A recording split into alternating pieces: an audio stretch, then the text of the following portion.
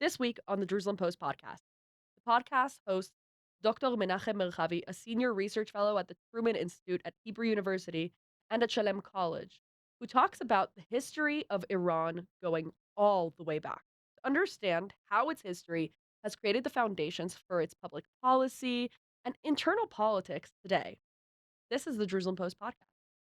I'm your host, Tamar Uriel Beery, interim editor in chief of the Jerusalem Report, and I'm joined once more by Jerusalem Post night editor Sarah Ben-Nun, ASBN. Hi, Tamar. Happy Purim. Happy Purim. It is a happy Purim, It's isn't my it? favorite holiday. It's really. You said you don't dress up though. I don't like dressing up, but I do like the holiday. I appreciate it. So what makes you like it if you don't like dressing up? I think it really taps into like spiritual happiness. Like it gets this rap for being all about drinking, which like is a big part of it, but I think it's really especially like it fits into we're coming into spring. Things are like getting a little bit better, coming out of their shells. And it I really always taps into that inner like everything's gonna be fine. Like So I don't know why I connected to this because the two never align date wise and it doesn't make any sense, but it always connects me to the feeling that I get from the expression April showers bring May flowers. yeah, yeah, It's like the same similar like vibes. optimism of like, okay, we're getting out of the grimy. But Yeah. first, we do need to deal with the grimy news as well. We will get into some slightly more enjoyable Purim spiel discussions later. But first, we have to address the really horrible news from this week, which was the Alawite killings. Yeah. So you had to actually recently do a lot of research on it. So I'm actually going to let you take the reins on this and explain and summarize for our listeners really what happened there. A lot of it obviously is still unclear, especially in terms of numbers, but what we do know so far. Yeah. So what we know so far is that members of the Alawite sect, which is like an Islamic sect, which ousted Syrian regime leader Bashar al-Assad is from, have been the subject of violent attacks over the last. I think it started over the weekend, over the last few days, and it kind of caught wind, um, and was pretty jarring. Local residents have said that it's over 1,000, over 1,000 victims, women, children, kind of people running into hiding, trying to seek asylum, etc. A UN kind of official count so far has verified as the point as at the time of recording 111. Right. So the UN has Bodies. confirmed 111. Other independent sources have said that we're upwards of 1,000. Yeah. A kind of high-ranking source who's knowledgeable on the matter told the Jerusalem Post correspondent Ohad Merlin that we're talking about thousands dead or missing. I think it's going to take a while to really Right. get the numbers right. It's important to state probably that going to go up. yeah, we couldn't independently verify any of this. This is something that a source Yeah. told us. Nevertheless, I think we're clearly talking about something that's well over 111. Definitely. And also, obviously the numbers are going to get more clear as we go on. Syria, actually, the government yesterday, I believe, announced that it was opening like an internal probe, fact-finding mission, and I believe the direct quote that they said was, "No one is above the law," which really fits in with the image that Ahmed al-Shara, Syrian leader of HTS, which toppled the Assad regime and is now the president of Syria, really fits in with the image that he's been trying to put out to the West. He's, shaken hands with all the Western leaders and signed a deal with the Kurdish-backed Syrian Democratic and has Forces. repeatedly said positive things about potential change in Syria-Israel relations. Yeah, I mean he's been kind of toggling both sides of the fence, Which is understandable given his backing, given the people who support him, also given that Israel has military forces in Syria right now, and they're Israel's kind of yes, they do. In fact, being careful about it. our defense correspondent Yona Jeremy Bob was in the Syrian Golan Heights. Yes, yesterday, so that would be Tuesday. Yes. He sent some photos from the snow-capped Mount Hermon on the Syrian side, which is gonna awaken jealousy in anybody. It's beautiful there, and he was there with other defense correspondents and the defense minister Israel Katz. Yeah, on a regular basis, just internal news-wise for our listeners to know, is that there are these regular trips that Defense Ministry, the IDF organizes for journalists to points of contention. So there were reporters in Lebanon at some point. There were Yes, reporters in Gaza Gaza a many, many lot. times. Yeah. So now Syria as well. Yeah, yeah. Um, I mean, it's Katz's stance, his tone, and the things he said from atop the Syrian Harmon yesterday were pretty confident, and kind of very strength focused. Like, how do you these are mean? our strength points. Um, that we're gonna stay in the Syrian buffer zone kind of as long as we need to ensure our security, like that kind of tone. Gaza spoke about a little bit, but not as much, just kind of outlining what Israel's different options are. But overall, the sense is that Israel is kind of still eyeing this new leader very warily. And I think rightfully so, given his history, and also, given Syria's really, sad history of kind of sectarian violence. What we saw with the Alawites is horrible. It's not very surprising. I mean, it's just a demonstration of that larger issue. We can't forget what happened in Syria in terms of the chemical bombings, Absolutely, and that was a carried decade out ago. by an Alawite, right? So you're seeing these like waves, these spirals Mhm. of acts that take place, at one point by one person that have these ripple effects. It makes me kind of look back at Israel's political situation because as much as we have a lot of infighting and we're a Jewish state, Jews love to argue. Oh yeah. Um, the comparison of what we call a civil war and what they call a civil war, it's night and day. Interesting. You're saying like the semantics don't match up. Like when we say we're on You the know, brink of a civil war here in Israel because we disagree about judicial reform, I'll tell you what, it's not the same. it's very much reminiscent of that thing that every mother tells their kid when they don't finish dinner, and then they're starving people Starving people in Africa. starving people in Yeah. Africa. So this might be a problem for us internally, and it is a bad problem, and it is Interesting. yeah, but it's not mass murder.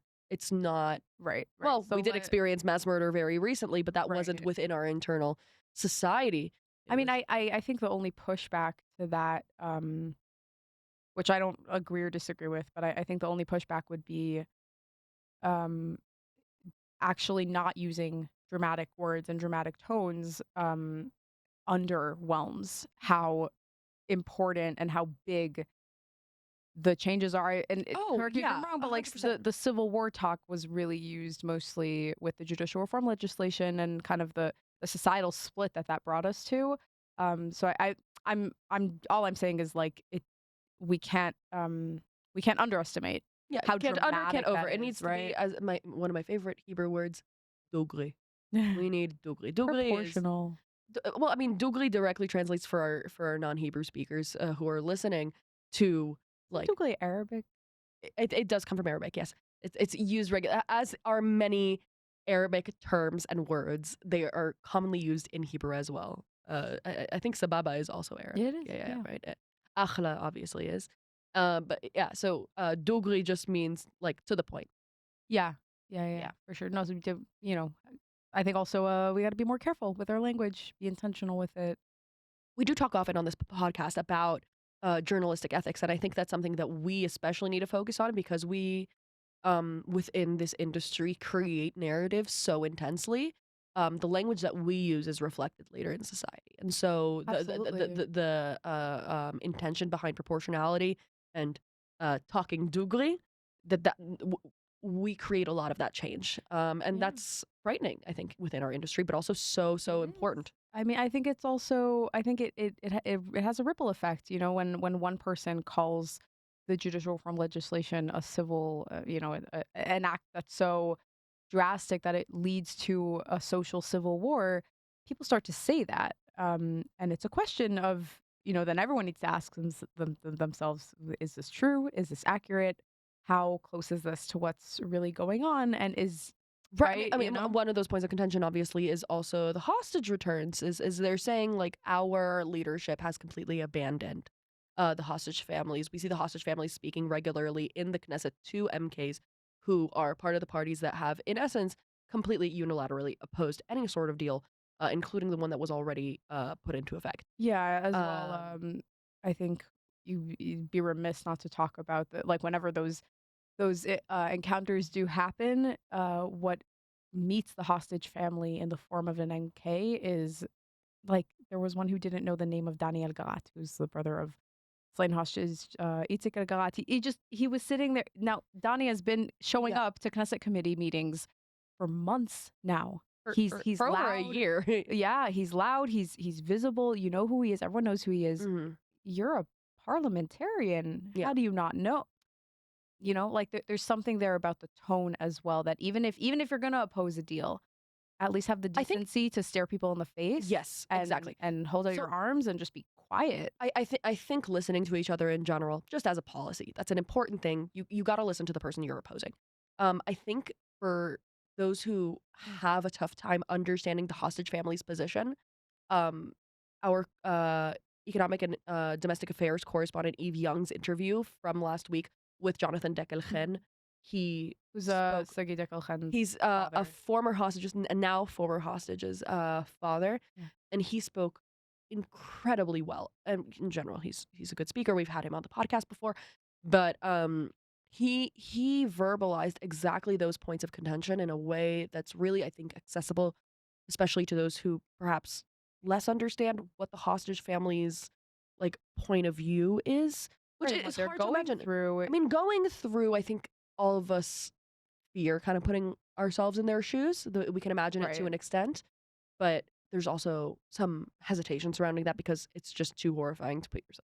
But Yeah. I think also some argue, okay, we need to carry out this war. We need to do this for the future of Israel. It's a long term Right, a project. long-term goal. And the hostage families are actively preventing that. And I think that they don't really understand. They see it as like they're overly emotional rather than practical. And I think that he Interesting. verbalizes that. Yeah, yeah, yeah. That's what I've gotten, at least from those that I've spoken to. Wow. Obviously, a subjective experience, but nevertheless, I think he verbalizes really well how to understand that. But nevertheless, if we're talking on the practical, hostage talks, hostage ceasefire deal talks are back. They are back. There is a delegation in, Doha, Qatar right now. I think they're still there, and the goal is to really move forward, to really extend the first phase, which is over now, but that's what we've had so far with, Mhm. like, the pause in fighting and the release of hostages. And it's interesting because both Israel and Hamas signed onto the second phase, and the second phase includes, on the Israeli side, a withdrawal of Israeli forces from the Gaza Strip, Which which Israel currently does not Israel want. does not want to do. And so there's this effort to kind of keep it going as it was without having to make that sort of commitment.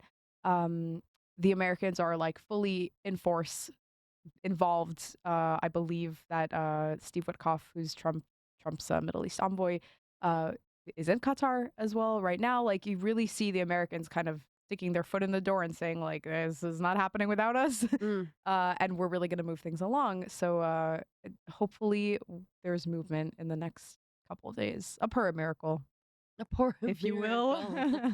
Speaking of which, that's a good way to point out that a lot of kids right now for the Purim holiday to kind of, I mean, I don't presume that the kids are the ones initiating this necessarily. I assume it's the parents, but nevertheless, a lot of parents are dressing their kids in Batman costumes uh, for the Bibas kids because Ariel Bibas's favorite superhero was Batman, and he would dress up regularly as Batman. I admit Are to you being are you guilty? I am one of those parents. My son is in a very cute, very faux muscly Batman costume. He's very excited about this. It has little spikes on the sleeve. He keeps showing people the spikes, and That's that it's adorable. one of his new words, by the way. Look, look. He goes like that. He says, "Look." It's so. Yeah, I mean, I think it's a really, not to get sappy, but I think that's a really beautiful testament to kind of how we memorialize and what we Yeah, do. we celebrate. We We celebrate life. celebrate and we remember and we do it with joy and with mindfulness. Like, Hmm. that is how we celebrate and remember the people that were taken so cruelly from us. And we need to make some room for joy and happiness, and that is why the Jerusalem roast is Back, Are you baby. ready? Are you ready for this? So every year, for those who don't know, on Purim, we release a issue of the Jerusalem Post that includes a fake cover within it called the Jerusalem Roast, within which we have solely satirical articles. And this year, the editor of that page, uh, Jerusalem Post managing editor, assistant managing editor, I don't know his title at this point. I'm sorry, Aaron. He's Assistant definitely to the managing editor. so I keep saying that joke. That was like the joke, like the Office reference there.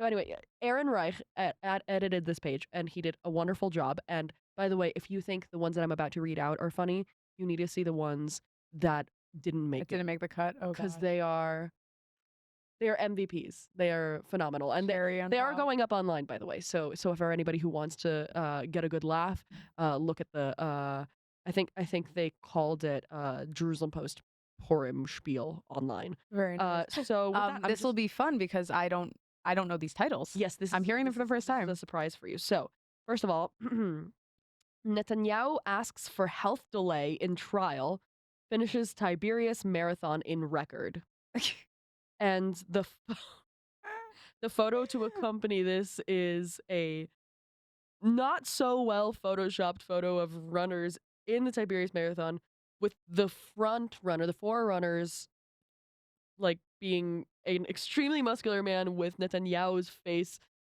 just pasted Oh onto it. my god. For those who are not watching the video version of this, I'm showing this to Sarah right now.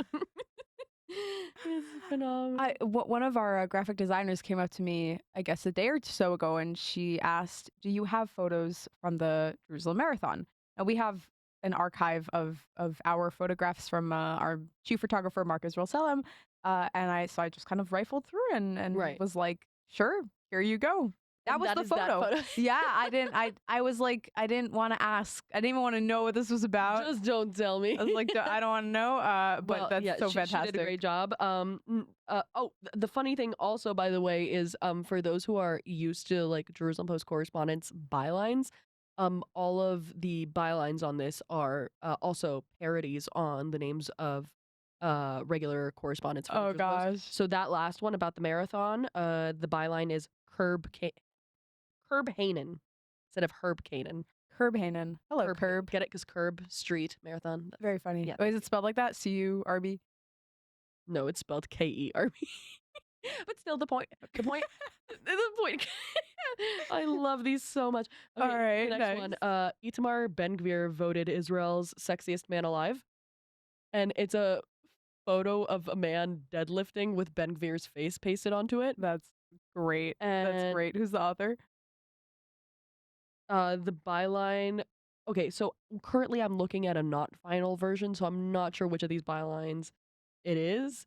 But my favorite of them, I'll tell you, is definitely not Itamar Ben-Gvir. Smart. Smart. Oh my god. Oh, I love these. Then we have Simcha Rothman, there was a judicial reform. And it's a real unphotoshopped version of him just shrugging and looking vaguely confused. He's a very animated person. He's So whenever we have expressive. photos of him, they're always like, you can They're tell a so whole funny. story. And the byline there is Michael Asterisk, which is a parody on our correspondent Michael Starr. I Mike personally Starr, would yeah. have said like Michael Asteroid would have been funnier, but that's just me. Notes for next year. All Notes for- right. What else? Next, we have the first resident of Trump Towers in Gaza, Yair Netanyahu. Oh my God. And the byline Wow. is Afternoon Young instead of Eve Young. That's funny. That's very funny. And also, It's funny also because Eve is our economics correspondent, so yep, so it just on the ties real into- estate end of things. And then my favorite, the final one, my favorite is truly so very funny. Okay. MK Israel cats revealed to be 3 cats in a trench coat. All MKs named cats under suspicion. That the mental That's image of 3 great. cats in a trench coat. It's like just in sent me. did you see BoJack Horseman? Of course, I saw BoJack Okay, Horseman. so So what's her cat, name? Her boyfriend. Okay, so BoJack Horseman, for anybody who doesn't know, is like an adult cartoon. It's for an lack of adult a better term. cartoon, And yeah. and one of the characters is this very sassy, very 1920s Like advertising agent. transatlantic accent. Yes. She's a PR She's an lady. She's an agent. agent, and she at some point has a boyfriend that everybody except her can very clearly see is two children in a trench coat, Yeah.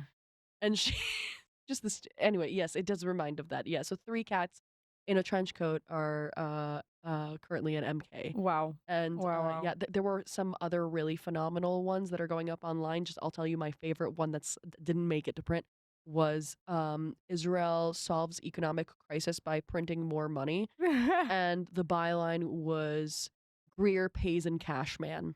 That is For anybody who doesn't know, top tier. our most veteran correspondent is Greer Faye Cashman. That's amazing. Yeah. It's phenomenal. So for Wow. anybody So who wants to see this, it's phenomenal. Go get a copy. Go see it online. And it'll lighten up your day. yeah, Yeah. but back to the news.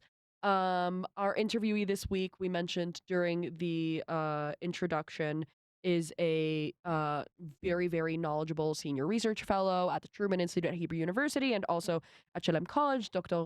Menachem Merhavy, and you spoke to him about the history of Yeah, Iran. kind of pulling us from the Purim story, and kind of how we know Iran from like that point in time to today. There's a really big gap there, so he filled in some of those gaps That was a with smooth transition subject thank wise you, right thank there. you. Yeah, just a bit of the history. We talked a lot about the religious underpinnings and the developments of that, and finally kind of bringing us into today. And when we look at Iran, what is it that we see? Phenomenal. So with that, I'll let you take it away. Dr. Menachem Merhavy, thank you so much for joining us today on the Thanks for podcast. having me. So I want to, we discussed a little bit just now about how, right, Purim is coming up and it's this big, great ancient holiday for us. And it's a lot of fun and it's very joyful. But the enemy is still there, right? And in that sort of spirit, we set out to ask uh, what are the foundations behind Iran, the religious foundations, the things that really kind of lay the groundwork for who they are, uh, and and then to like eventually tie it into today. So if you can start us back, like right at the top, where does this all begin? Well, the story of Iran, you can say, or at least the way Iranians imagine it to be, you can say, starts with Cyrus the great emperor of the 6th century BC. And he founded what we call the Achaemenid Empire, which is really the empire during whose time we have the story of Purim from. I mean, regardless of the question whether the story is historical or some kind of a fictional story, it's the setting is very actually convincing. I mean, the person who wrote the Megillah knew very well the Achaemenid court and the Achaemenid empire and its and its whereabouts. The story takes place after Cyrus' time. We don't know exactly when, but Ahasuerus or Xerxes is the name of a series of kings in this empire Okay. that came a couple of generations after Cyrus. Wow. So it's really okay. So we start there. So take us through the religious belief system and how we went from kind of a paganistic uh, Persian existence to kind of where Islam comes in, and kind of how those different schisms develop. Right. So, first of all, Iran was Zoroastrian. I mean, Zoroastrianism is the name of the religion. And without going too deep and too wide into this religion, it's a dualistic religion. So he talks about a good God and a bad God, or if you like, Good cop, God bad and cop. Satan, right? Something like that. So there's a dualistic, view of the world. When you do something good, you actually strengthen the good God. When you do something bad, you strengthen the bad God. So it's really binary like that. Right, exactly, Okay. exactly. And in that sense, it's quite unique in the pagan world. I mean, this view that there are two gods and not, a plethora of them. Um, by the way, this view influenced Judaism to a great degree. This whole thing of, Yetzer Tov, Yetzer Ra, your good, your good intentions and your Yeah. bad intentions. It's very heavily relies on that. Interesting. They were also very, I would say, even obsessed with purity and impurity. The liquids of the body. Which also influenced Judaism to a large degree. With That makes sense to me when you're talking about, like, an ultimate good and an ultimate evil, that you're right. also gonna draw that into the body as Yeah, the well. world Yeah. that for example, the Talmud was written in, the Babylonian Talmud was the world of Zoroastrianism. So and there's actually many allusions to Zoroastrianism in the Talmud. So broadly speaking, this is the world. Now, actually, we don't know from what point of time was Iran predominantly Zoroastrianism. In other words, for example, we don't know whether Cyrus the Great, who lived in the 6th century BC, the same Cyrus from the Bible, the one who lets the Jews return to Zion, we don't know whether he was a Zoroastrian or not, because we just don't We have. don't really know when. Exactly. We Huh. don't know where Zoroastrianism comes into the picture. But what I can say is that in the 20th century, I would say it became almost a common knowledge that Cyrus was Zoroastrian. I mean, the way Iranians wanted to view him, to imagine him, and we'll talk more about that and what that means, Mhm. is that he was Zoroastrian.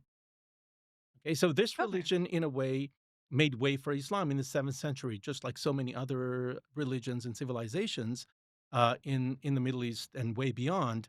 With the coming of Islam, with the Islamic conquest, what's quite unique to Iran, it's not solely unique to Iran, but it's quite unique to Iran, is that Iran retained its civilization and its language more than anything else, while other languages made way for Arabic. If you think about Egypt and Yeah. Lebanon and Syria, all these countries had different languages, right? These languages became all but extinct with the coming of Arabic and is with Islam.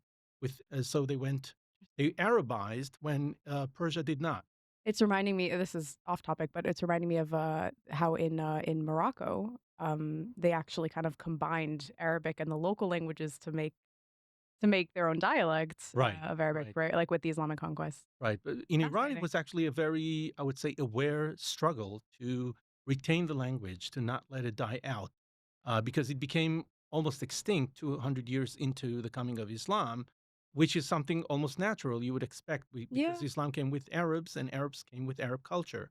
And also, Uh, if you're bringing in the religion and the religion utilizes a specific language, you can kind of right. rest And assured that that's gonna take hold. exactly. And Yeah. and specifically in Islam, that relies so much on the holy text, which is in Arabic, the Mhm. Quran, and the sayings of the Prophet. I mean, they were all told and retold in Arabic and not in any other language. So in Iran, it was an aware struggle of actually a group of poets and intellectuals in the 10th century to save Persian from extinction, and they succeeded. Wow. Yeah. Wow, and they succeeded with the language, Right, exactly. yeah. And language is much more than just words, right? I Absolutely. mean, it's definitely an important component of of the Persian civilization. There's an element of, like, resilience Right, in the history there. right. Hmm. Wow. Okay, so, Islam makes its way to Iran around when? Well, 8th century, 9th century, it takes actually quite a few centuries for Islam to actually conquer and become the predominant religion in Iran. Zoroastrianism didn't die out. Actually, it has never, Right, I would say today it's not there's gone. I there's mean, there are still still people. Zoroastrians in Iran, there are Zoroastrians around the world. But it's definitely a small minority by now. I think something like maybe 2% of Iranians, maybe even less, are Zoroastrians. So yes, so it has become a small minority, but I would say civilization-wise, Iran has, I would say, retained some elements from the Zoroastrian period into into Islam, and this became even more apparent when Iran became Shiite.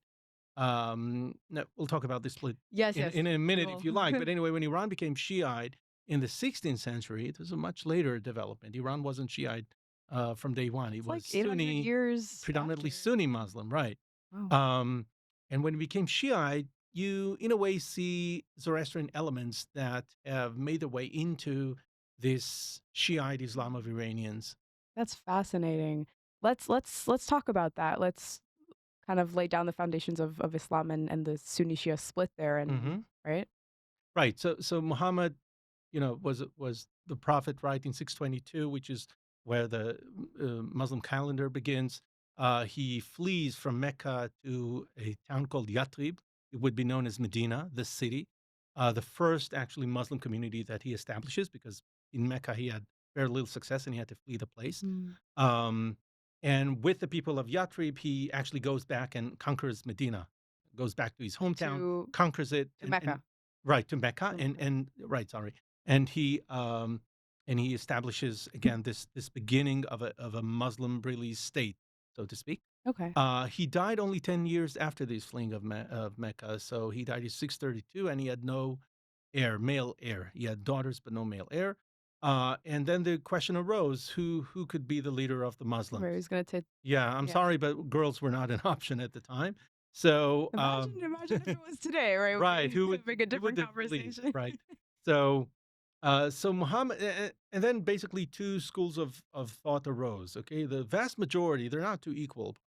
The vast majority said basically everybody who was around the prophet, every male who has proven himself to be a devout, loyal, servant of God, Hmm. can be the heir of the prophet. When I say heir of the prophet, actually, I should emphasize here something.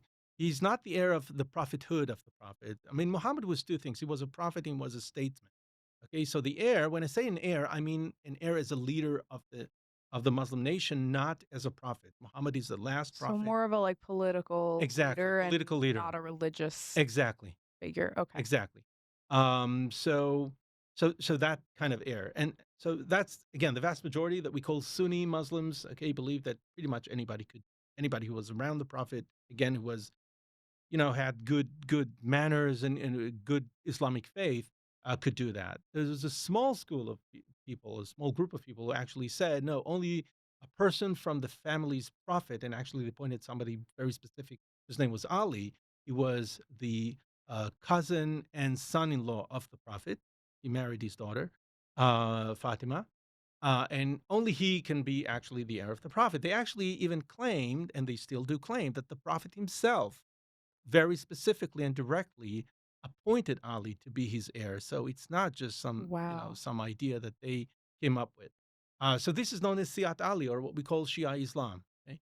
And they were very unhappy in the first years after the death of the Prophet because other people became the heirs of the Prophet. There was three what we call caliphs. I mean, there were four of them, but three after the Prophet that were not Ali, who Hmm. led Muslims. What kind of a time period are we talking? Like how We're long were talking about they? like 632 all the way to the 640s or 50s. Okay.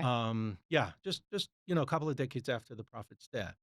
And So that's more of like a meritocracy based kind of like if yes, in I a way. emulate the Of course, there was a values. lot of political struggles there between those, those people who were around the prophet. Okay, Ali was one of them, by the way. So, Mhm. so here's something. It's a little confusing because Ali. I mean, Sunnis have nothing against Ali. He was a great person. But the fact that he's a cousin of the prophet or that he's his son-in-law doesn't add anything. It doesn't give him any aura in the eyes of Sunnis, while Mhm. it very much does in the eyes of Shiite. Okay. Interesting. So that's that. So there are four caliphs after Muhammad, after four, such leaders of Muslims. Uh, if you want to go over the name, Abu Bakr, Omar, Uthman, and then Ali. Ali's the fourth. Okay.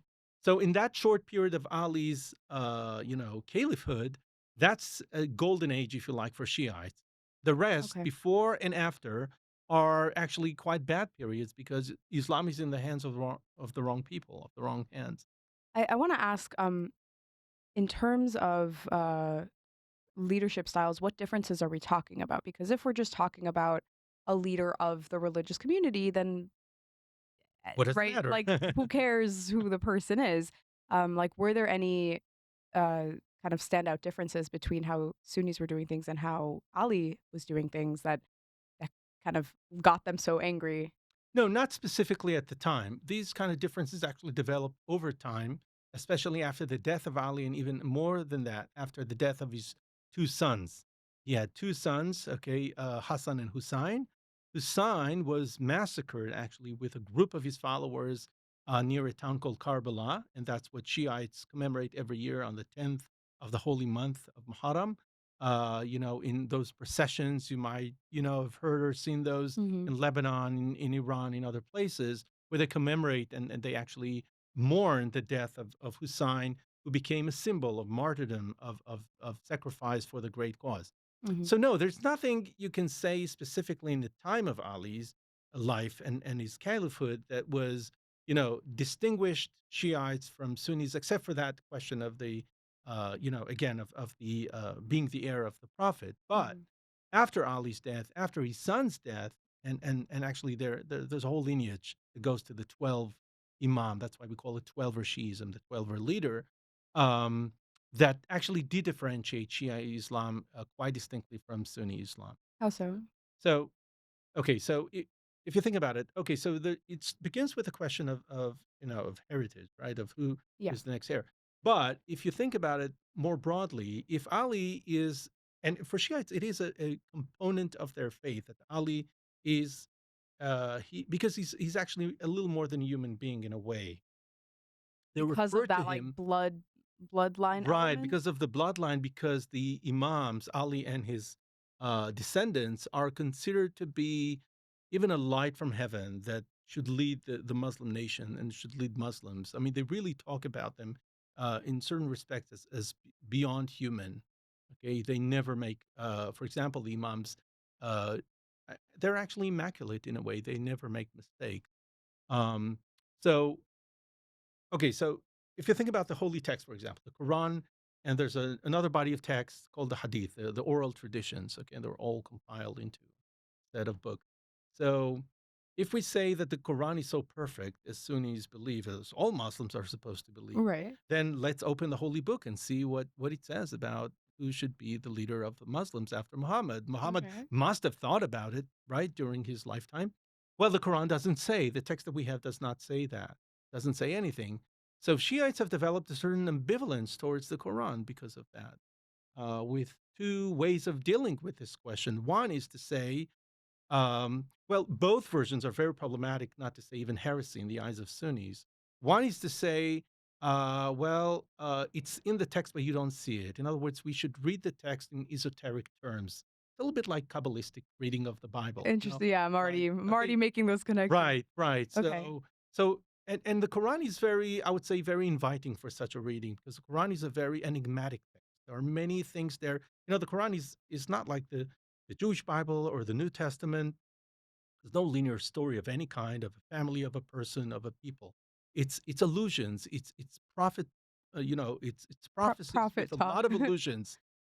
Which is why if you want to collect the stories of people, even Muhammad, life, or Moses, or Jesus, or some other characters you find in the Quran, you need to collect them from all over the place. I mean, they're Wow. spread out with allusions here, allusions there.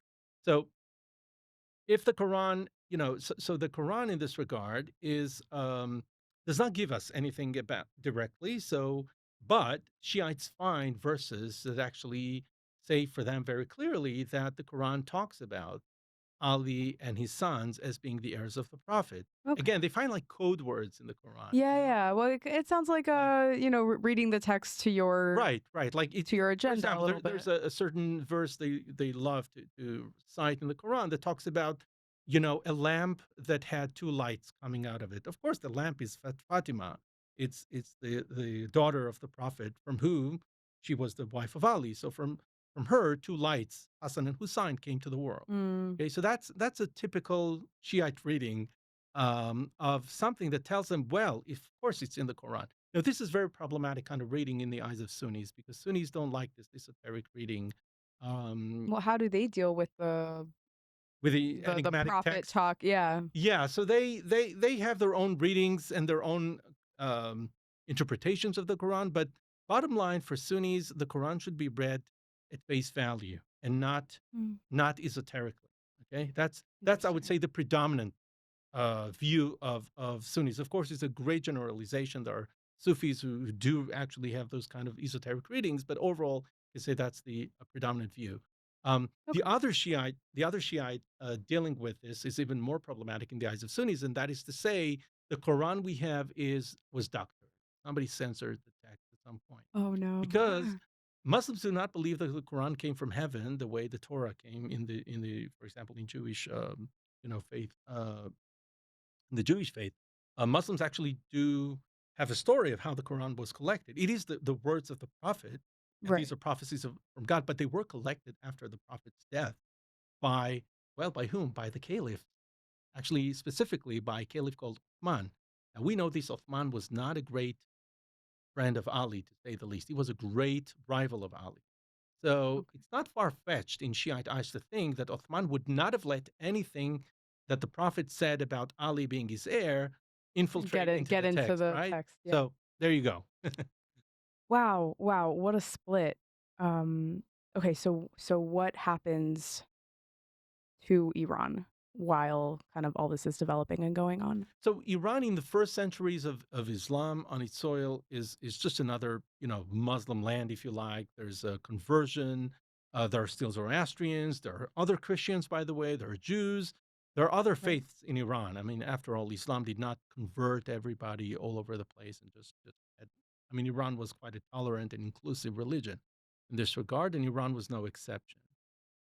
Iran does have its own course in Islam, if you like, from the 16th century onwards, when a dynasty called the Safavids rises to power. And the Safavids, they were interesting because they, on the one hand, they came from a Sufi order. Sufi is like, again, is more Kabbalistic, if you like, a more spiritual kind of Okay. Islam. Wait, and before that, Iran was predominantly Sunni or Shia? Predominantly Sunni, Okay. yes. Um, and so the Safavids were Shiites, and they used a military force of well, sort of knights, if you like, called Qizilbash, the red heads. And the Safavids decided to actually convert Iran and Iranians to Shiite Islam because Wow. first of all, because they were devout Shiites and they believed this is the right way. But beyond that, they also had a political reasoning. They their great enemy was another Muslim country and or empire, and that is the Ottoman Empire, the one that ruled around here. Mhm. So, uh, it's hard to have a jihad when both sides are on the same, believe in the So you same have to thing, right? rally everyone. Right. You want to Yeah. rally everybody around the flag. You'd rather have a religious distinction, and in a way that also helped the Safavids. So Mhm. they went on mass conversion of Iranians. Again, not mostly not forcefully, but rather by encouraging the population, but in a very blunt manner. There were also some actually some forced conversions there. Mm. And overall, you can say after about 100 years or so, Iran is predominantly Shiite. So this is by the 17th, 17th century. yes, Okay. yes, Wow. yeah, Okay, so now Iran is predominantly Shia. We're in right, the 17th century now. right, Um, can you pull us into the 20th? right. So the last, let's say, pre-modern or towards actually early modern, maybe is a better term, dynasty to rule Iran was the Qajars. Okay, and it was in a way another family of Turkish origins actually that ruled Iran. In well, I can say in the name of Shia because they were just rulers, but they did have this kind of, let's say, a give and take with the ulama, with the clerics of Iran, where they What's like the position and power of the clerics? so in Iran actually the clerics had quite a unique position, a very powerful one, compared to example that of ulama or clerics in the Ottoman world or Okay, in the and rest of the these are Sunni the world. religious, like the Leaders, religious yes, leaders and yes, authorities. learned men, the scholars, and their position came from the fact that in Shiite Islam, unlike in Sunni Islam, for reasons that are really beyond the scope of this podcast, of this conversation, the Shiite believer needed the cleric much more than a Sunni one did. Okay, so Why? why? Because that's a little hard to explain, but overall, you can say that the school of thought within Shiism, okay, called the Usulis, won after a dispute in the 18th century, and the bottom line of this dispute was that the Shiite believer needs. It's more like responsa in the Jewish world, I Shelot and was Tshuvot. just So they reminding need me, yeah. the guidance of a cleric, of a learned man, broadly speaking, much more than a Sunni believer does. Okay, Okay, so and just to like lay it out, a Sunni believer would be able to. open It's more of a books and personalized, like. no, it's more of that he has more like is more of a I'm trying to think in Jewish terms. He has more of a Shulchan Aruch to open and to know what the law Right. is, Okay, so like an while the easy book Shiite that has like all right the laws there's that you more need. yes while in the Okay. Shiite world there's another phenomenon where the cleric has more, or this person, the lawgiver, okay, the Yeah. Oh, the religious interpreter lawgiver, of. the interpreter of the law, has more flexibility and more room for maneuver Okay. in the way he leads the law that he gives. Interesting. That He- recalls as well the like esoteric nature of the Shia belief in general. That right. Yeah, there is some it, connection like between there's the a two. connection there where you're Right. gonna need someone to explain Right, what's right, going on. exactly. So that lends the Shiite clerics more power and more direct connection with the believers. Okay. So, for example, while these in the Sunni world, the predominant dynamic is that the cleric actually is a state official. In the Shiite world, Mhm. no, he has his own flock. So that gives him a lot of power. He could move these people. He could make them rebel against the state. He Could could arm them. he Yeah. could make them boycott a product, for example, if he believes that's bad for the people to consume. Wow. And actually, these kind of things happen in the late Qajar period. Those Qajars actually, one things they were facing was a bunch of rebellions led or with a strong component of leadership of clerics like that, of ulama. Interesting. Is there any kind of check built in, like check in on their power of the clerics, or it's just kind of if you're a cleric, you kind of have free reign and you can make Well, in theory, you religious have free decisions? reign, but you often want to be okay with the government as long as it doesn't, override rules or ignore Islam. You want to be okay with the government. You don't want to go against it. You actually might offer it services in terms of legitimacy, Hmm. in terms of aura, religious aura, and that's exactly how the Qadrs, for the most part, worked with the clerics. I mean, they received legitimacy from the clerics, and they gave a lot of power to the clerics in certain fields. But towards the end of the Contra period, we see time and again a phenomenon, for example, where the Shah, the king, the Contra king, he sells some rights and some economic, uh, you know, uh, contracts to foreign businessmen from Britain, from France, from other places. And then he actually faces a rebellion led by clerics to say, this is wrong because why? Because you're hurting the Iranian people, you are Interesting. hurting the believers, and we are the face of the believers in front of you. We are the ones who Right. represent the believers. So we have to resist. Exactly. Exactly. Mm. Okay, so that is end of 19th, Eight of 19th, end of 19th early century. 20th century. Okay. What happens in the next 20 to 30 years Right. in Iran? So the Qajars actually, they end the rule in 25. Actually, it starts in 21 and ends officially in 25. And there's a new power in town, if you like, and that is Reza Khan. Reza Khan was a military officer from something called the Cossack Brigade. Anyway, the Qajars were so weak that they didn't have really an army of their own. Mm. So the British had an army that they ran in Iran, and the Russians had. Iran was kind of a playground for Britain Wow, and yeah. Russia. Yeah, that's how weak they got. They became. So Reza Khan, at some point, he just says, "This is we this can't go on anymore. Iran is such a weak state that it's independent only in letter. It's not really even an independent country. It's completely run by foreigners. Hmm. End of story. I'm going to take things into my hand." And there was great enthusiasm, I would say, and relief when he did that, because the country really seemed to be just on the road to nowhere. This was across the board. Everyone kind of Pretty much, you can say rallied behind when him. yeah, pretty much when he came to power, yes.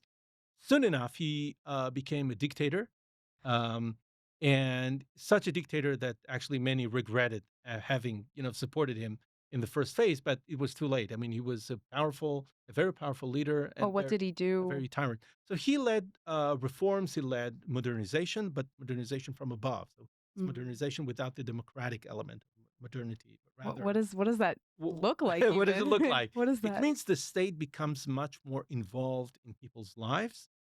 It raises a big national army, something Iran had never had before, at least in the decades and centuries even before then. It means the country is become modern in the sense that it has ministries, it has, for example, compulsory education run by the state. Mhm. All those things that we take for granted in a modern Yeah, state yeah. that Okay. all of a sudden appear. Health services, et cetera, et cetera. Even education for the adults.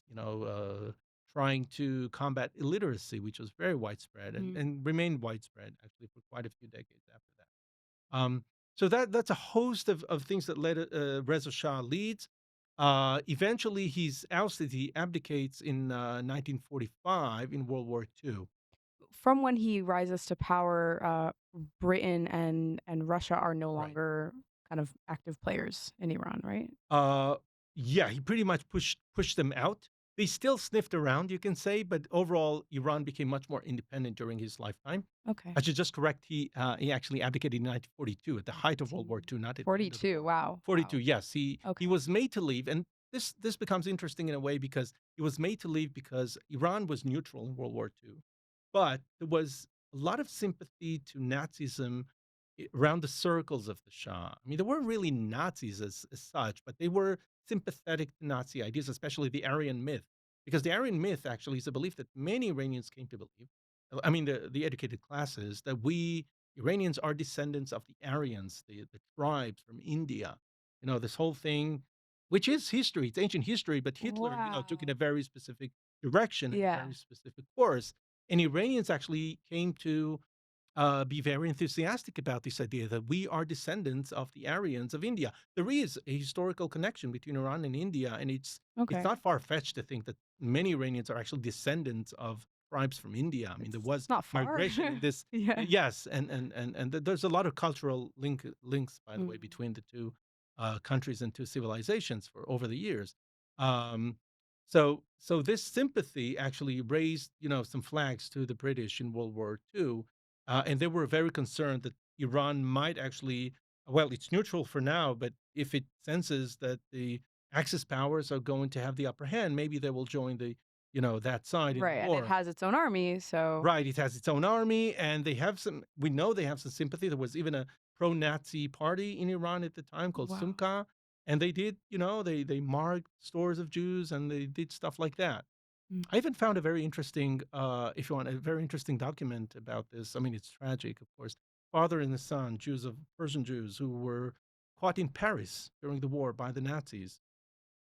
And this Gestapo guy writes his superiors, "What do I do with them? Are they Persians? Are they Iranians? Or are they Jews? How should I relate to them?" Mm. And well, eventually they were Jews above anything else for him, and their fate was sealed. But this confusion, in a way, tells you that some people actually took this thing quite seriously. This That's whole so Iranian Aryan interesting.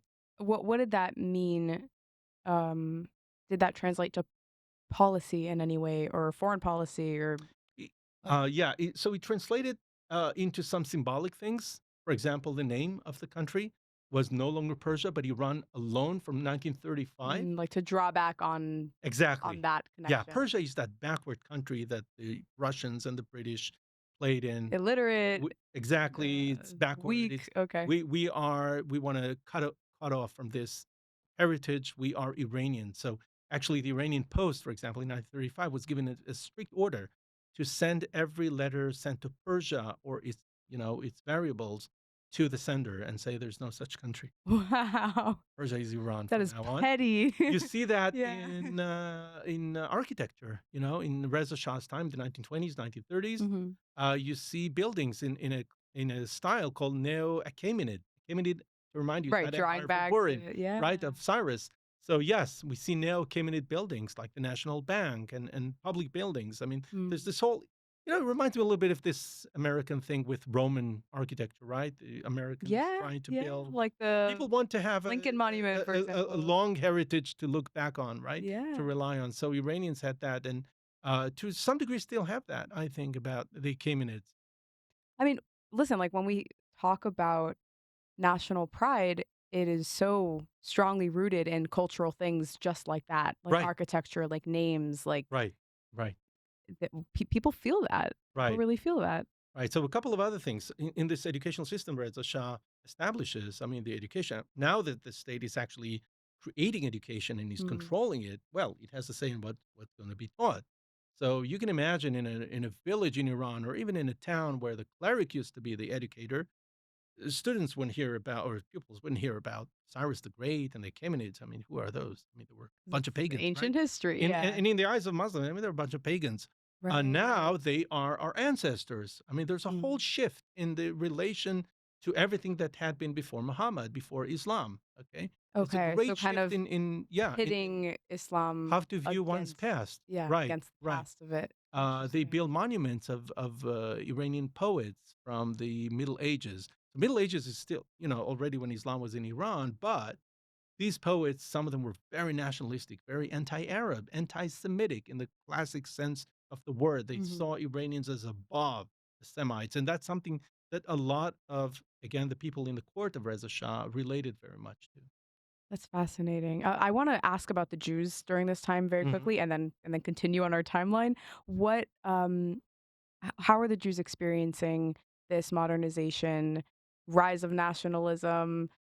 And I'm going to assume that uh, Jews living in Iran under Islam were second class citizens, right? Yes, you can say for many years in most places in Iran, that's true. Okay. The rise of Reza Shah was, in a way, improvement, and actually, the 20th century in general was an improvement, at least all the way to the Islamic Revolution or so.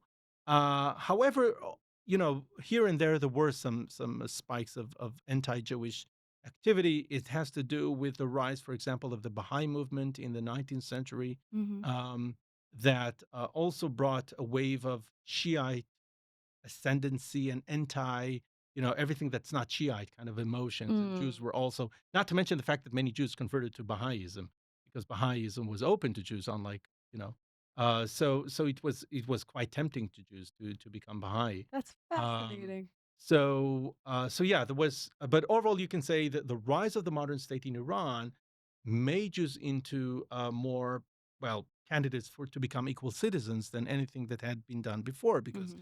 in Shiite Islam in Iran, Jews were, for a long period of time in many places entrenched in a second class kind of status, The the way dhimmi you status. described it. Right. Interesting. Okay, let's talk about the revolution. Right. So, What s happened? yeah, okay, so, wow, so that's just kind of a 2 sentences to kinda connect. So Reza Shah abdicates in 1942. His son, Mohammad Reza Shah, becomes king, and he would become king all the way to 1979, where the revolution actually, I mean, he flees Iran. The revolution started in late '78, Late actually. 78. Okay. Right, so he was also a dictator, um, especially in his last, I would say, decade and a half, from 1962, 3 onwards. His dictatorial rule of Iran becomes more apparent and more tight, and there is a rebellion, a small rebellion, maybe rebellion is too great a word, but clashes between security forces and madrasa, learning houses in the city of Qom, the holy city of Qom, led by quite an unknown cleric at the time known as Khomeini. And after these clashes, Khomeini, well, is exiled from Iran, and he would sit for a decade and a half in Iraq in exile until his return in 1979. So during this time, so the Shah, Mohammad Reza Shah, actually is remembered by Jews, by the way, as a great ruler, because his, I'm glad you brought this up. Yeah. yeah, yeah, even to the point where, his last name was Pahlavi, and Jews actually joke sometimes that his real name is Papa Levi, Father Levi. Okay. Um, Well, but why really? but Because of so, this modernization aspect? Yes, this modernization, this Iranian nationalism actually tried to bypass and to some degree even override religious differences. To say we're all Iranians. If we're all Iranians, Mm. everybody who's part of this nation is welcome, and that includes Jews. Right. So a group that sees itself as religiously superior will necessarily be opposed to Feel that exactly. They and don't feel like that. threatened by that. And by the way, it didn't only come from good intentions. I mean, the Shah himself he had some very anti-Semitic notions about Jews. I mean, his idea that Jews actually, rule the world in a way. They rule Wall Street, they Oh rule no. Hollywood. Yeah, yeah, yeah. It's there. It's What all can you that. do? It's all there. So this protocols of elders of Zion kind of notion was definitely apparent in his writings, in Mm. his speeches. But he did bring him actually to a policy that was both somewhat friendly to Israel as a state and also to Jews in Iran as part of the Iranian nation. Wow. Okay. So 1978. Yeah, so in '78, actually, it's the end of more than a decade of simmering. tension between oppositional forces. Hmm. Some Islamic, some are communists, some are liberals, all sorts of. There's a whole array and gamut of different oppositional forces to the Shah. But the state is very much it's a police state. So there's Mm. no demonstrations, no there's a lot of arrests, executions, torture of dissidents, etc. Hmm. Um, and in 78, it all erupts. It erupts like many revolutions and like many such dramatic, moments in history by something that nobody could expect that would cause it, The and that the was the the the death. match. Yeah, the death of the son of Khomeini, who was with him in exile in Iraq, Okay. Mustafa Khomeini. Mustafa Khomeini died apparently of a heart situation, but it's true that many enemies of the Shah, or quite a few of them, let's say, had the tendency to have a heart situation.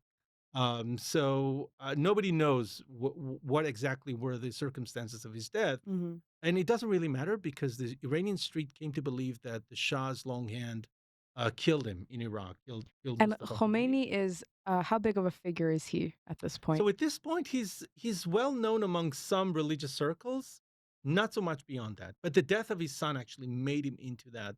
Like, It's at least that great leap to become a national figure, because then demonstrations break out in Iran. To make things worse, the state media, well, all media was state media, so an important central newspaper in Iran published some month and a half or so after the death of Mustafa Khomeini, an editorial that was all libel and really acid, things about the son, mm, kind of really spitting on his body in a way, mm, metaphorically speaking, and that brought the masses to the streets.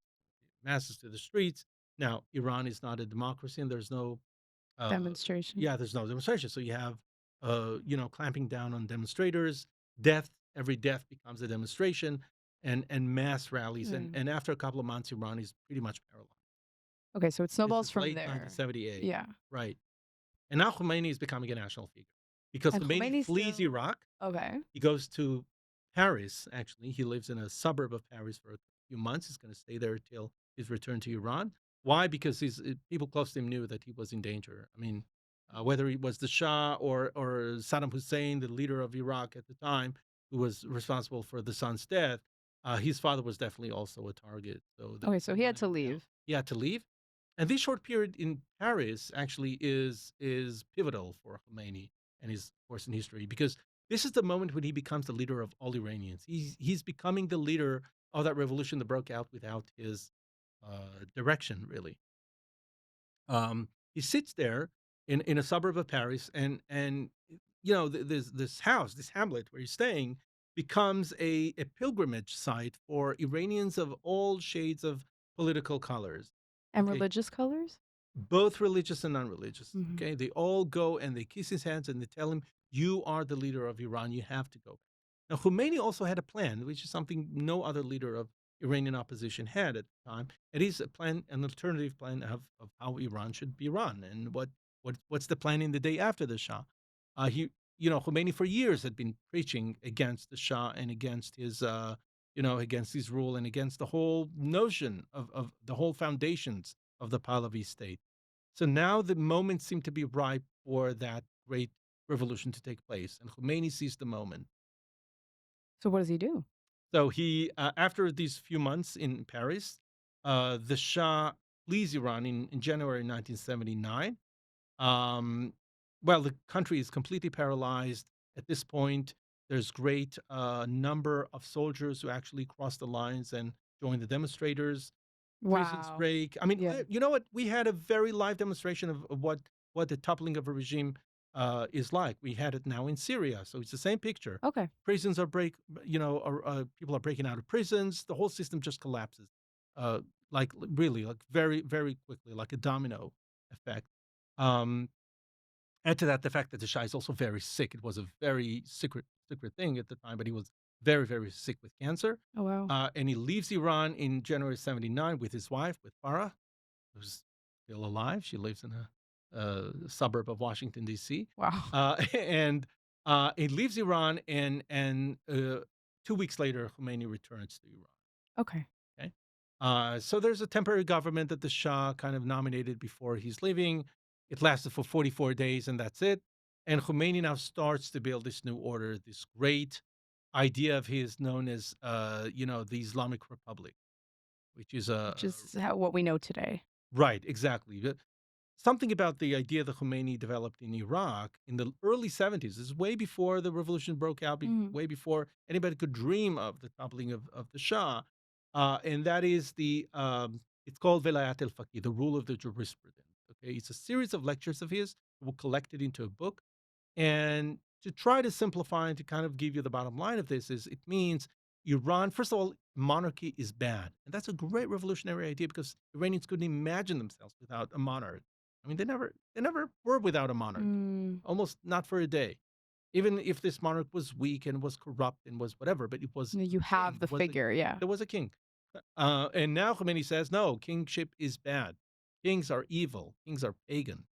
Um, that's one thing. Kings are And pagan. yeah, I mean, paganism and kingship go hand in hand for Khomeini. I mean, Wow. who's the greatest king of them all in the Bible? Pharaoh. I mean, that's this symbol of evil in Islam. It's really the epitome of evil. Right, well, what I'm hearing Um, is also that, a toppling, as it were, of like, as a contra a bit to that national pride in all this, like, it's grand true Persian because Islam history, is a and he's very coming and important saying component, right? When the Shah talks about him being the Cyrus the Great of the 20th century, yes, I mean you are evil like Cyrus. There's nothing to be mm, proud of here. wow. Um, right. Um, so this is something that Khomeini developed in the early 70s, and now when he's back in Iran, 79, he starts to actually build this idea. Of course, the idea wasn't that ripe to be able to be implemented from one day to the next. It was a Mhm. process that took about 2.5 years, with a lot of blood, by the way, because a lot of people who took part in the revolution did not agree with this whole notion of Khomeini of how to run the state. I mean, Well, they didn't read his lectures. They just thought the Shah was bad. They could agree on that, but right. what's the alternative? Well, they had a host of other ideas. And that's again, just like other revolutions, one force beats out the others and holds the realm and leads its way. And that's Mhm. exactly what happened in Iran. I want to just to wrap up, just to, glance a little bit outward into the foreign policy and what that ended up Hmm. looking like. I feel like that's what, uh takes up our brain space these days when we Right, think about Iran. What did Israel and by extension the United States come to symbolize for Khomeini right. and had that manifest? Yeah. So first of all, in Khomeiniism, as we call it, in Khomeini's worldview, imperialism is a very strong word, and in that sense, Khomeiniism, is a combination of Islam and a lot of leftist anti-imperialist rhetoric of the 1950s, 1960s onwards. Mhm. I mean, there are certain excerpts from Khomeini that you say Che Guevara could have written it, or Franz Fanon, one of those anti-imperialist thinkers. Um, so yeah, so the West, tries to encroach on Iran. The West tries to do it whether it's by money or by weapons or by supporting an evil ruler like the Like Shah, the Shah. everything like that. Yeah, so that's now Iranians. There's another episode we kind of skip, but if you want to understand why the U.S. has become that great Satan, Mhm. it goes back to 1952, actually, 52, 53, a crisis called the Mossadegh crisis. Mossadegh was a prime minister in Iran, elected with the ticket of nationalizing oil, and he was ousted by a joint U.S. and UK operation known as Ajax, TP Ajax.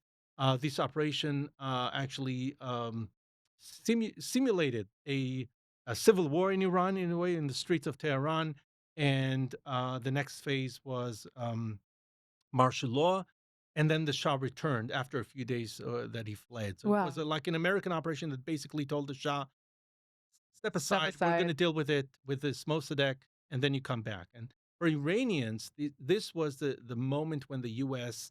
put itself in the wrong side of history.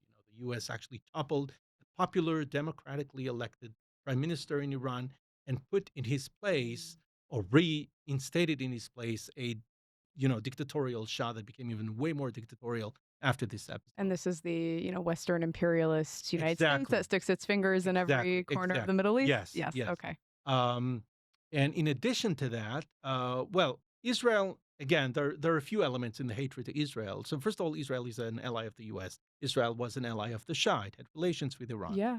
Um, Israel, but beyond that, there's also the wider Middle Eastern, which is still quite prevalent view in the Arab world, that Israel is a Western front in the Middle East. It's Mm. like the Crusaders don't want to rule here directly, so they send some Jews with a story of their connection to the land to do it for them Wow. in a way, like as thinking driving a wedge in the middle of the Muslim world. You have that as Yeah. well. Yeah. Yeah. Wow. Fascinating. Dr. Merhavy, thank you so much for shedding some light on a very old conflict that we're really feeling the pangs of today. Yeah. Thank you. Thank you very much. Thank you for listening to the Jerusalem Post podcast.